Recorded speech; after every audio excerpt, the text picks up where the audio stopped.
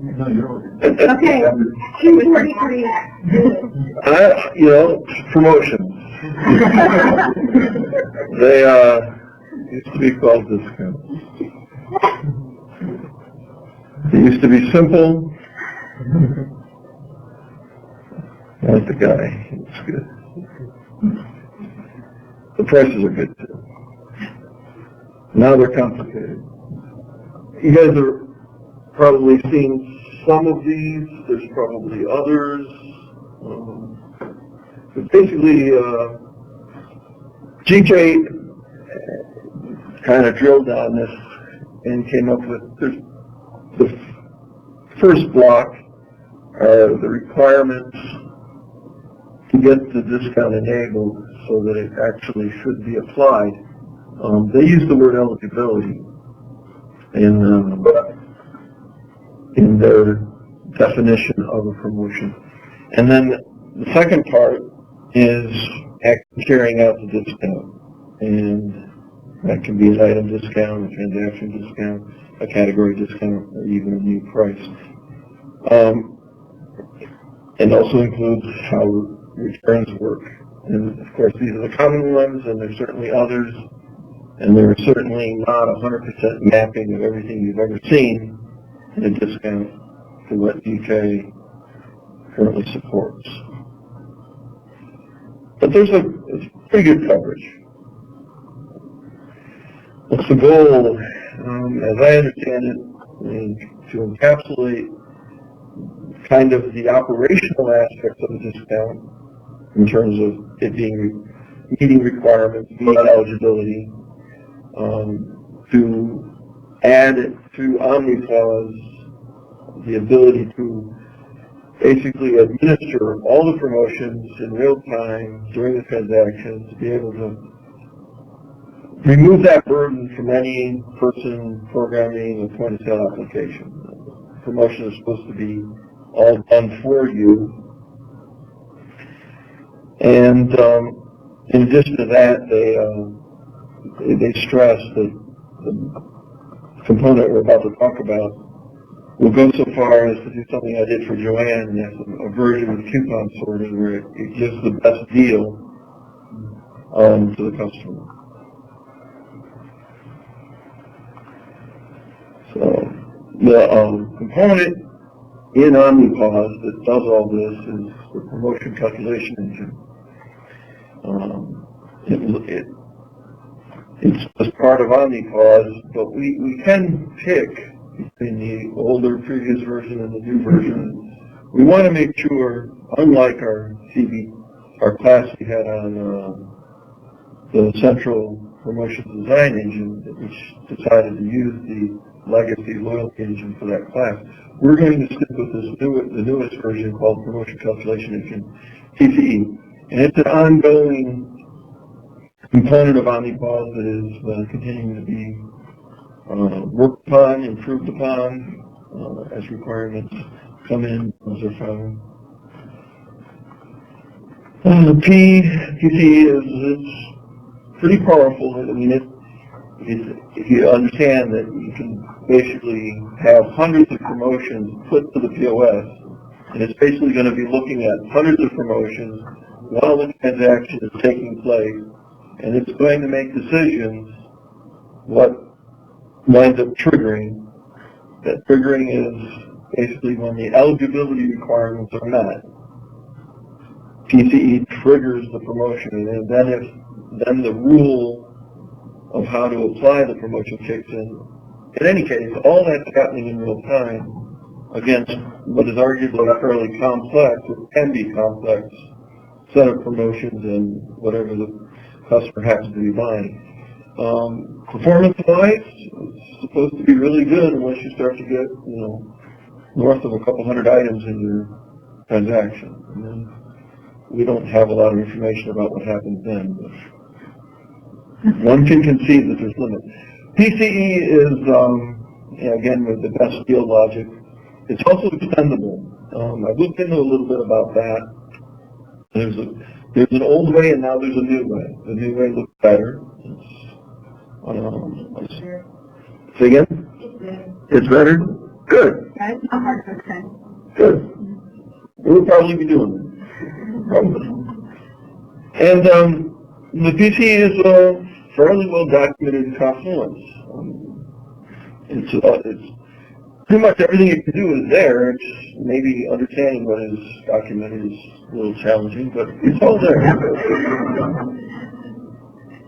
So, the GK promotions wind up having these three primary blocks, of which these two here, eligibility and rule, are thought to be the condition, using the terminology that is part of all the documentation related to promotions. But in any case, the global information is a promotion ID. We'll talk a little bit more about that. The description, the text, which will print, effective date, times, expiration.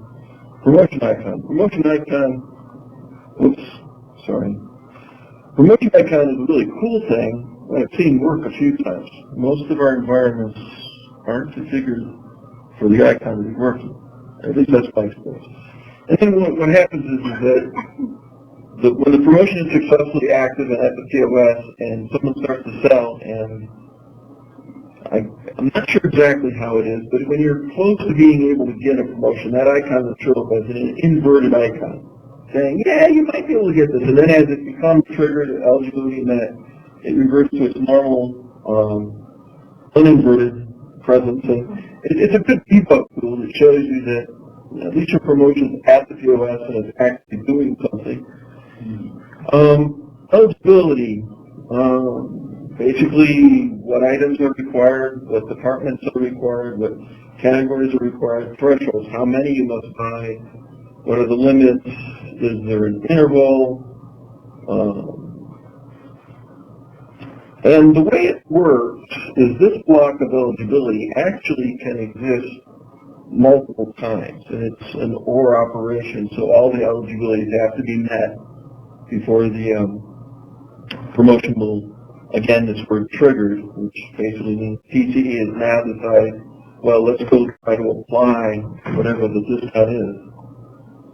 And that still may fail. Each of these, eligibility, meeting eligibility requires debugging. What we're learning is that thinking it's right versus what the PCE thinks will actually work requires debugging right now.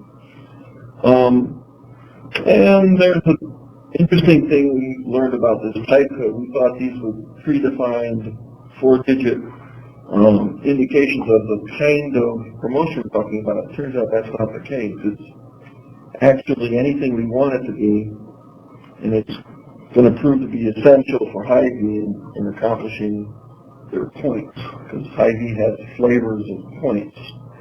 They use the word basket, but in any case, they have points for fuel, they have points for shopping behavior, they have points for other things.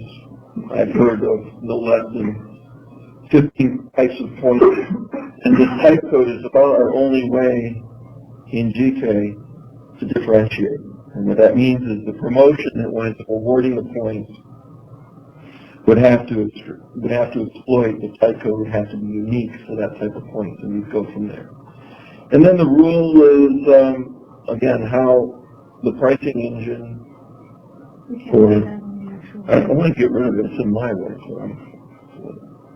okay. Okay, so then when the thing, eligibility is met, and PCE triggers the promotion, then we go through logic to accomplish the promotion. It includes some calculation, setting choices, rounding setting choices, applying to the item as it's being scanned versus at total time.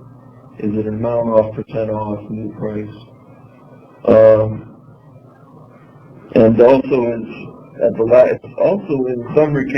some cases, not only items that meet eligibility are the items that will be attacked by the promotion. However, there is the ability to scale that back and just discount a subset of the items that met the eligibility. All that takes place in the rules logic. And we're not really going to delve right into the syntax of all this. This all exists in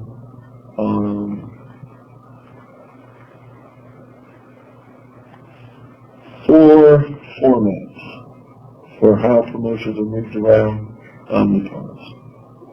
And we, even as of this morning, are still talking about what we're using and what we should really best be using. It's complicated. There is an external promotion definition coming to us through SAP iDocs. And I've seen it. I've tried to debug some of it. I've tried to use some of it. But it is, it stands out in that it is pretty comprehensive, and it actually has the store, also called business unit, as part of the definition. And it basically, when it comes into the system, it gets converted to the next format, which is the internal EK promotion format, version 2.0. And it also has the business unit.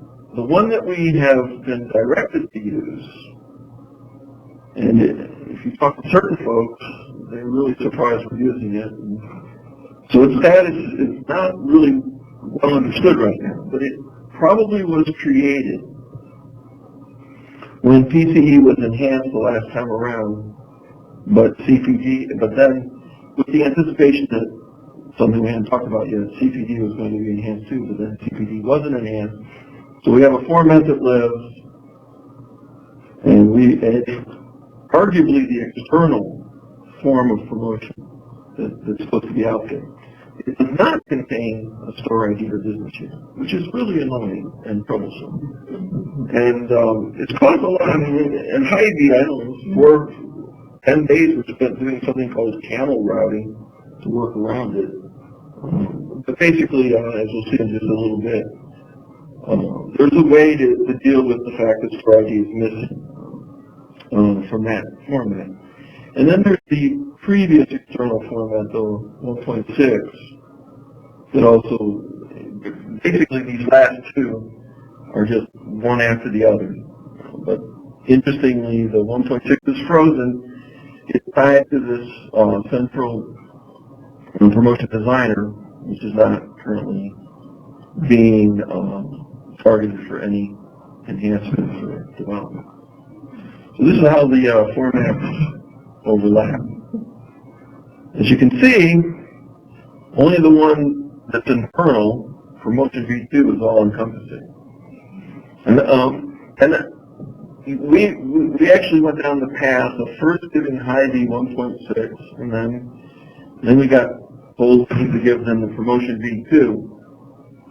And the problem with that is that we don't have any way to make promotion V2. We don't have any user interface for it. You basically can look at schemas and you can start coding it by hand, and you can try it. And, I mean, you can get there, but it's not simple. It's not easy. And then we were told, oh well, we'll just import some of these iDocs and go from that. Boy, howdy, that wasn't easy either. But anyways. This actually came from a very interesting page, and here's a link that actually goes through and delineates what's missing and present in each of those formats, and we're taking a look. But right now, we're supposed to be using promotion CPD. So how to make a TK promotion? The only tool we have is this tool called Central Promotion Design, CPD, or we can do it by hand. The CPD is not an actively supported tool. I think it was actually thought to be deprecated, but then DK USA came along and it's been resurrected. It only imports and exports the version 1.6. However, it's still useful to us because it gives us a user interface where we can practice making something that meets some requirement, exporting it, looking at the 1.6. We know how to convert 1.6 to the promotion CPD format. It gets us down the road pretty far. And Hy-Vee is not messing with this central promotion designer, but they are in the business of crafting promotion CPD format. That's what they're using. And essentially the biggest thing missing, the biggest thing missing from the 1.6 format is this merchandise set support, which was added in 2017. CPD is fairly well documented in Confluence. There's lots of examples. It has a lot of features, a lot of ancillary features, which we'll go over because those features aren't present without CPD. There's not alternatives to it. And the merchandise set support is important because up until that point in time, the whole ability to do exclusion, either by item number or by department or any sort of category, just wasn't there. It just wasn't there. There was this one way where you could say, exclude this item, but it was like a global exclusion. Once you exclude that item, no promotion could use that item. It was just completely not compatible with anything that we do here. So the merchandise set solves that, and so we have to use that. So that pretty much is dictating this external format we're using now. CPD maintains a database set of defined promotions. It was used to create as well as import. So you can import a bunch of promotions into CPD, then you'll have the user interface available to look at them.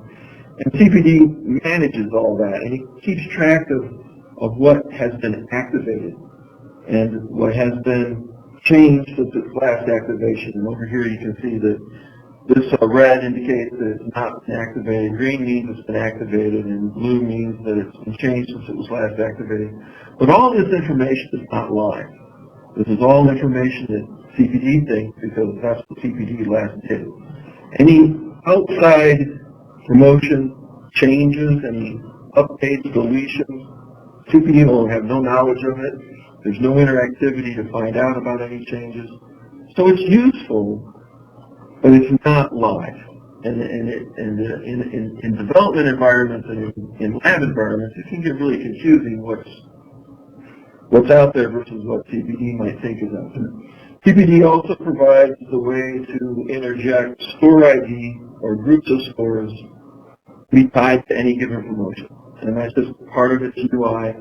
But what winds up happening is that activation, CPD will dump the exported XML promotion into a store-specific UConn subfolder that's based on the store ID.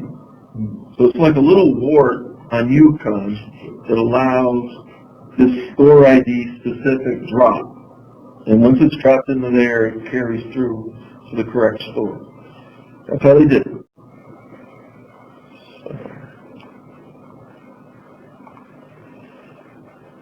Promotion CPD can define, any given file can have one or hundreds of promotions in it. And dropping an incorrect file,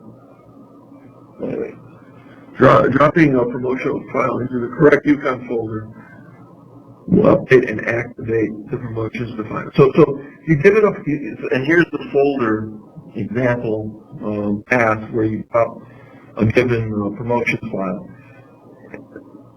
And if you do that manually, CPD won't know about it. And it won't show as activated. It won't even know about it. And anything that you drop, if it comes from CPD, because CPD is doing no different than you dropping a folder into that store-specific folder, a promotion file into that store-specific folder. It can fail at the UConn level, and it can fail at the SDC level. And in all those cases, we generally, aside from when we're fighting strange bugs, we get a success file in the import success folder, or we get a failure file or a failure zip in the failure folder, and inside there will be an excerpt of the exception that was thrown. And very often it's a syntactical thing with the layout of the promotions file, something, you missed a slash or you used the keyword misspelled. But it can be other things like you specified an MHG that's unknown, But it's not 100%. There could be inaccuracies in your promotions file that UConn and SEC will just let go. An example being in this promotion CPD format, all article numbers have to include their unit of measure height. Okay, and we didn't know that straight away, so we weren't including that. And so during import, basically the import just arbitrarily decided to pick some default unit of measure height, which didn't match the items in the item file, so therefore nothing triggered, nothing worked. So there was a debug process to figure that out. All right. Steps to make a GK promotion. The first one seems obvious, but I'm going to tell you, it's been an issue. It's been an issue. It's an issue in a strange way. What we wind up getting is somebody reading the format from some other pricing or promotions engine. They read that format, right? And then they try to describe what that format says as the requirement, which injects errors because they probably weren't reading the format 100% accurately, and who knows if the format was accurate to start with. So starting with the English language is really important because, I mean, there's been many a promotion where I'm sitting there debugging, trying to figure it out, and the actual thing they want to do is just not really being specified. So, for example, I just got done spending a lot of time on basically what boils down to buy N quantities from a set of items and get K of these purchased items for free. That kind of hard and fast, this is what we want, let us move forward in trying to find how to get it accomplished in GK promotion. We have and we'll get it better organized right now, we have a good many, I say 30 some, but it's growing, of proven working XML for GK promotions, covering a large amount of commonly thought of promotions. So basically, you go there, you find one that's very similar, but you're not done right then, because whatever you find isn't going to be using your article numbers, it's not going to be using your MHGs, it's not going to have the text that you want. There's some other finer controls that will probably need to be adjusted, so there's still a hands-on process, but it's a starting point. If nothing's close, then you can go to use the CPD and design the promotion from scratch. Export it, look at the 1.6, convert it to the promotion CPD format, enhance it as we need it, change it as we need it to get where we want to go. Once you get all that accomplished, you drop that CPD promotions file into the UConn folder we talked about. Confirm that UConn and SEC import success folders for your promotion was imported without any issue. You got no errors. Test your promotion and see if it's working. If selling everything to meet your promotion's eligibility fails, then you're in debug mode, essentially. And some of the things that we can do to debug is to review your XML tags, make sure it looks right. We have POS logs, including debugging, and something new, and that is where these promotions wind up at the point of sale. They wind up in something referred to as Derby database. And it's basically a very small-scale database that holds the interactive workings for the POS. And included there will be entries for your promotion if it made it to the POS. And we have tools and ways to go and look and see that it's there. If it's not there, that's why it's not working. I mean, and we've had scenarios where no complaints from SEC, no complaints from UConn. It's not in a Derby database. So points of failure are many, and getting it into the Derby base is important, and one of the points that has to be accomplished. It looks kind of like this. UConn, the colors here indicate different stores, essentially. So the thing is very targeted in that way, and it's kind of interesting that each point of sale lines up with all of the promotions in its Derby database.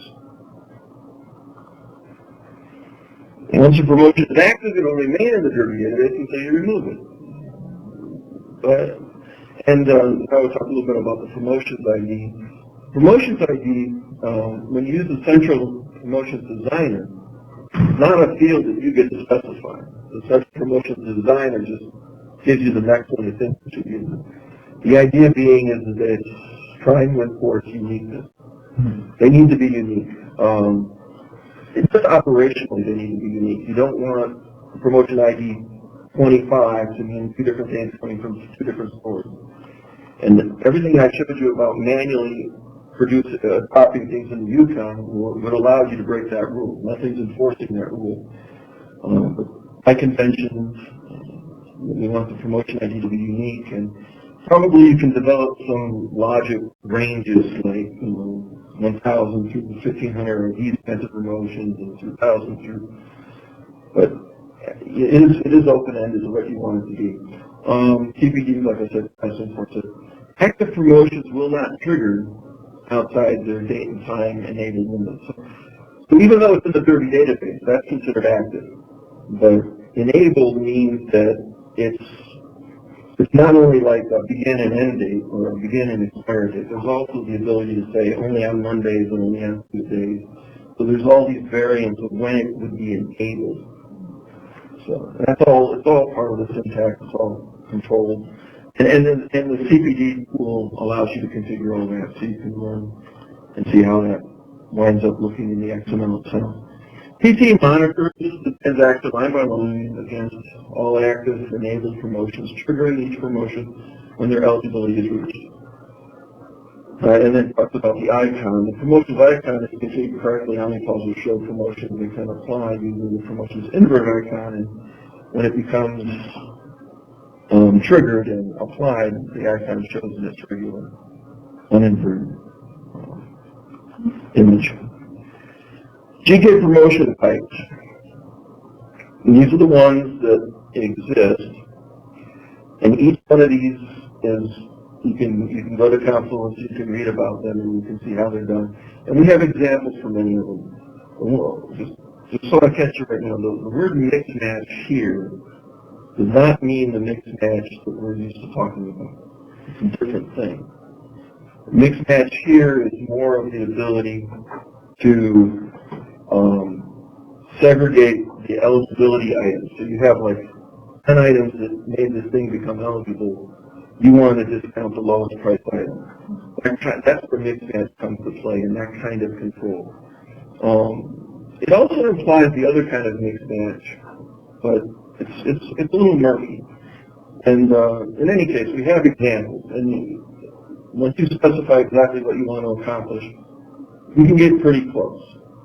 And in addition to meeting selling requirements, there are also other kinds of triggers that need to happen for eligibility to be met. For example, in the first whatever 7 conditions, there's all these triggers here, including you need to have a coupon, or you need to be a customer needs to be added.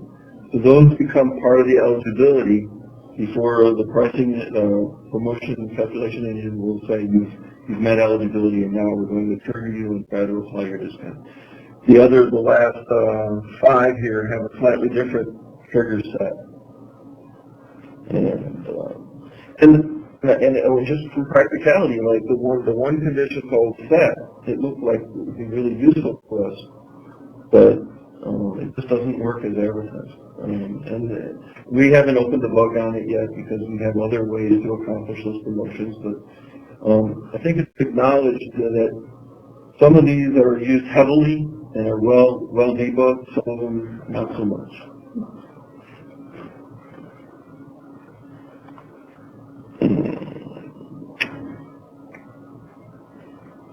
And so this talks a little bit about Evan? Yeah. Will you send links to those samples? Will you send links to the, just everybody on the message with the samples of the promotions you can always set up? I'm not sure where that is. Well, it's not all in one place right now, but I can certainly do, I can do this is becoming more and more important. But I can send you several links that will get you there. So anyways, I'm used to any item number articles. Anyways, you can find the promotion and be specific to one particular item. You can describe it. You can have the eligibility based on a list of items.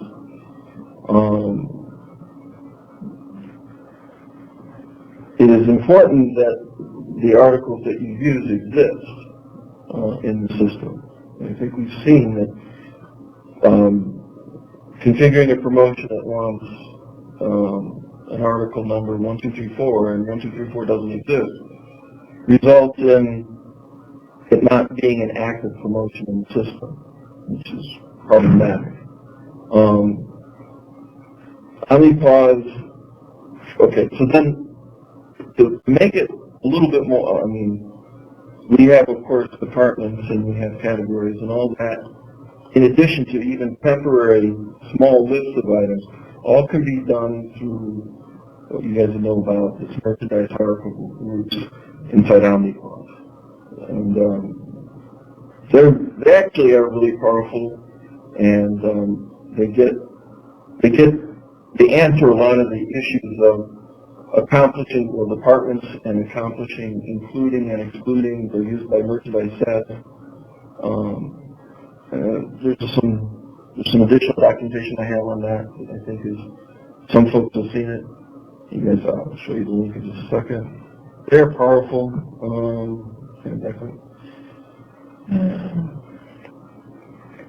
And of course here there's this whole, basically restating the fact that if there's any need to exclude anything, we got to use this merchandise set, and that's not something that we can actually code and see how it works from C to D. And these are the links that are out there. If you want to look at a lot of detail in terms of how the XML looks, the promotion XML layout and examples, you want to learn a lot about merchandise sets. This is a link that drilled down pretty heavily on how that should be organized from a department's perspective and for other uses that can be. I mean, merchandise hierarchical groups are global, and they can exist for very specific purposes, like a particular discount could define a list of Coke products, and they belong in that MHG only because that MHG was created for Coke products. And then the promotion can just deal with that MHG, and we don't have to worry about listing those items or necessarily. So it becomes like a vendor-specific type MHG Coca-Cola products. And then the last thing was that there's another helper page out there to convert from that 1.6 to the CPD V2 promotion. So, and that is time for questions.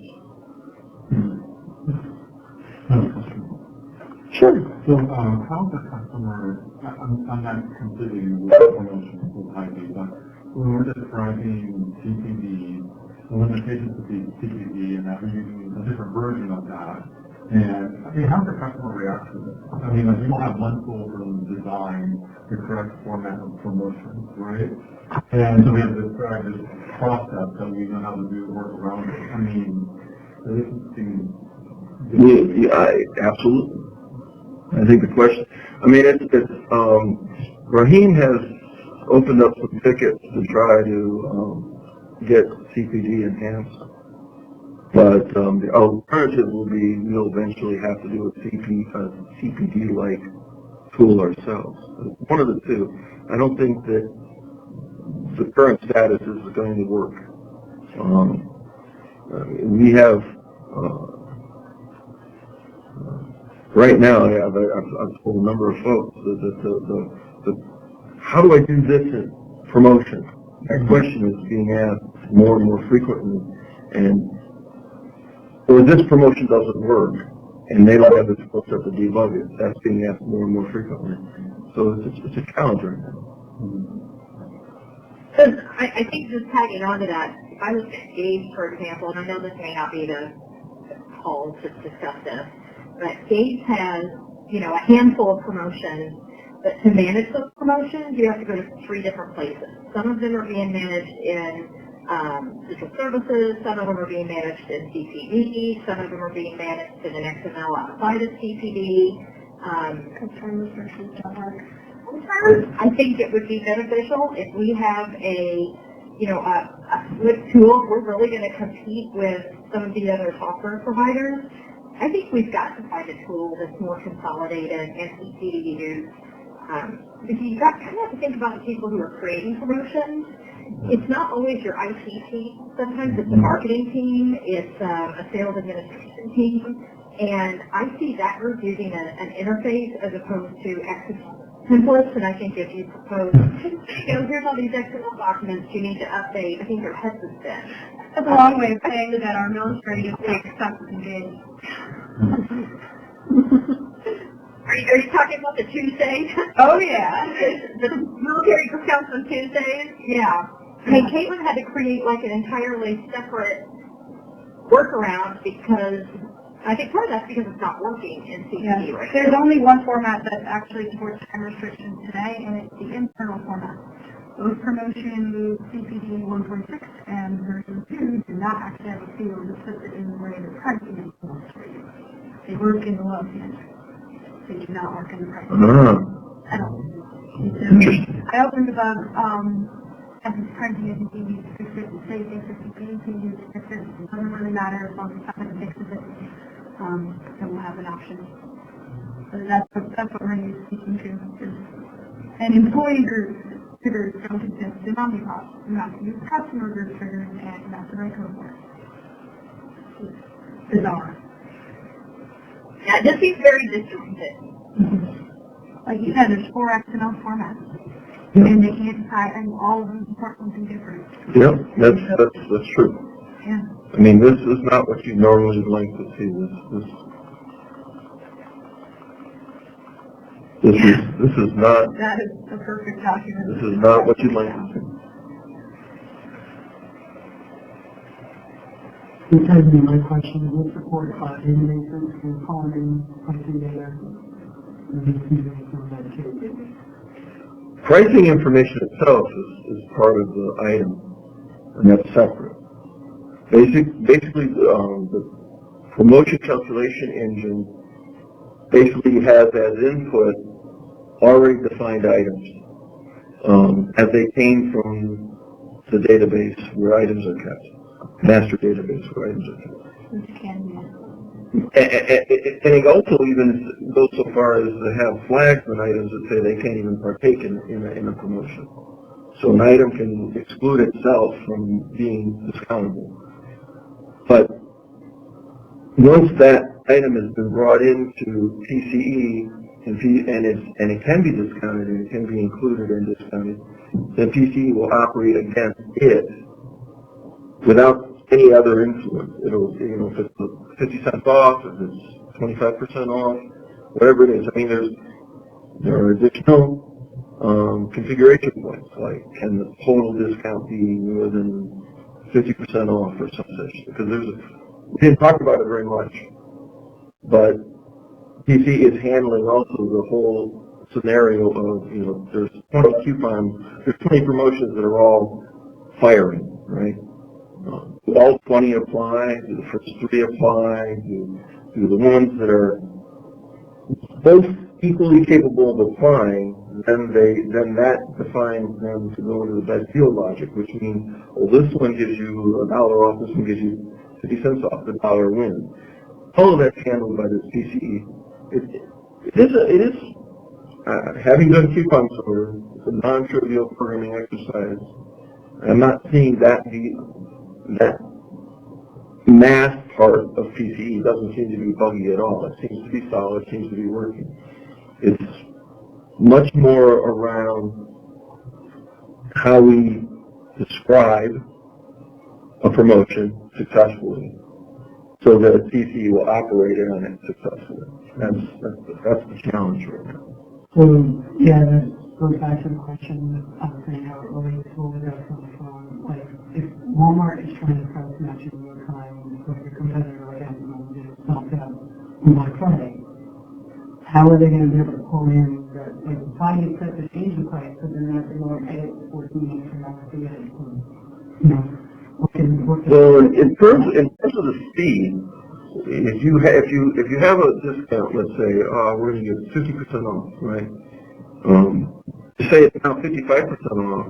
That's a pretty trivial update, and that can be pushed out, I think, relatively quickly. I don't know I don't have any experience in real production, but if you have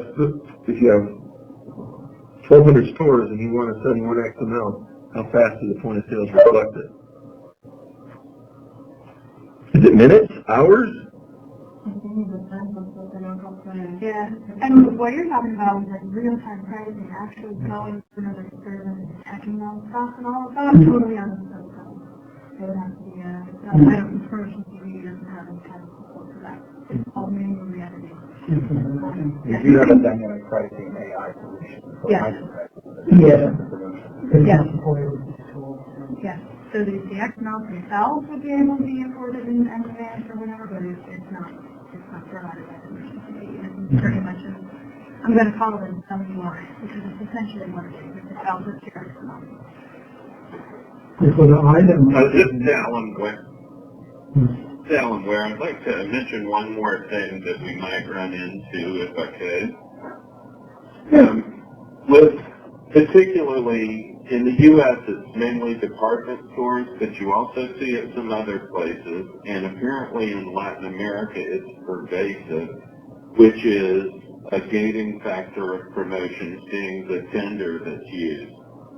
So if you ever go to Macy's, you'll find a lot of their promotions are based on if you use Macy's charge to tender.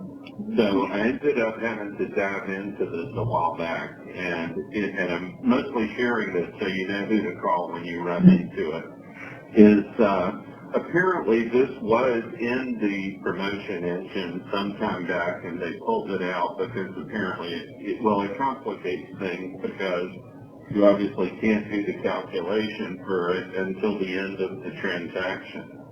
But apparently that code is still sitting on the shelf, and what I was told, and the person I talked to was Angela Seidel, and apparently that is something that can be leveraged if we have it, as long as you subset the number of other promotions you'll be using in conjunction with it. So I just wanted to kind of throw that out in case we run into one, you know who to call. Angela, yeah, she's the main pricing engine lady. The company might be able to do the TEA, we try to do that ourselves, so we can account and check the bill and credit card, and in that case, during the value of we just send out a flat coupon, and the pricing is still fine. It's not like we don't need to necessarily pull our EK and Euro card. We might be able to shoehorn it into TEA. What Jeremy described is really important. What we have going on with Omnipod here is we have something called transaction services, right? And basically on any given transaction point, be it tender, be it total, we can interface to this transaction services and do additional evaluation that result in activity. And in this case, at tender, we can go, well, it's Macy's credit card, send them this generic promotion. And we would inject that in Omnipod. I'm not saying that the code is all perfectly good to do that, but it's not a huge effort. And so then the promotion would be outside as like a generic promotion, total would be recalculated. It would work. I guess the wrinkle is that they have all these little specific promotions that they want to be turned on. So you would make their eligibility possibly based on some flag that we enable, and that would work. It's building all the rules to write a code to customer. It depends on what you're looking for. So the central service is plugin does some of this evaluation, but not all of it. Not everything that central control is. So, for example, the charge costing is not there. I don't know, is it the file that you send us back as part of the commit? It could be, or it could be something else, because depending on the description of what he was saying, if you have 5 promotions that are all tailored to having to use the Macy's card, what we really want is we want to meet their eligibility based on what Central Services says.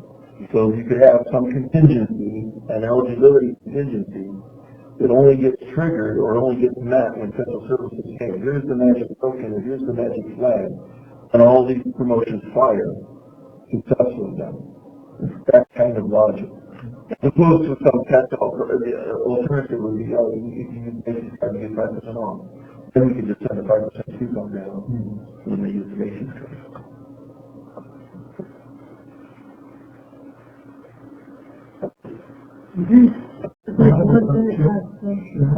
Before that, what I wanted to do for the item RTXT, which on my mailbox, no character, no change, it takes like 20 to 1 minute for it to show up on in my local database.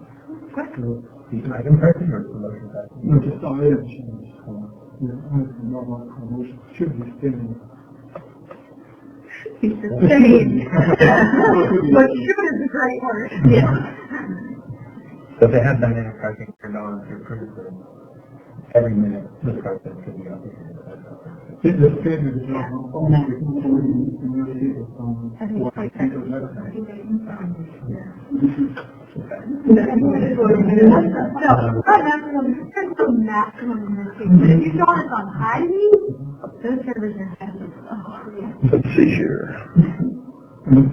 It's like Question is, this the promotion is at the school level, can I set a promotion at the regional or state level, and do I have like 25 to all the schools in the region or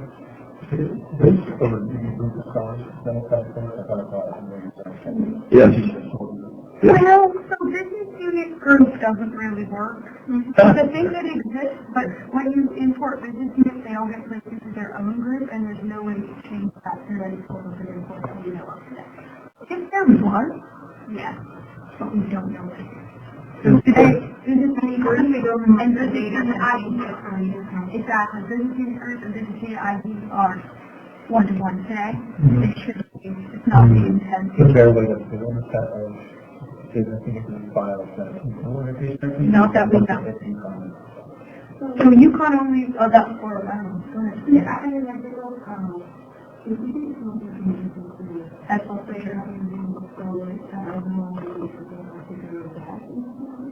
it doesn't even really matter from this perspective, we're talking even like a level higher, like any import that specifies business. Any income right now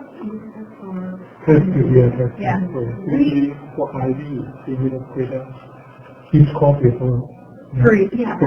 Yeah, because as far as we know, the only way to import business units is by the business unit XML, and that is the only way to get business unit group. There's no business unit group XML we know. So there's no way to say it's only business unit, and business unit makes the business unit group one of the business units. That's the problem. So we don't know how to do not to get yeah. As like I can generate one, I mean the manager for data containers is work. But if you use work because I import access and maybe that and maybe use it in the user. So you kind of understand it as well. Yeah, as we discussed. Well, we still manage over.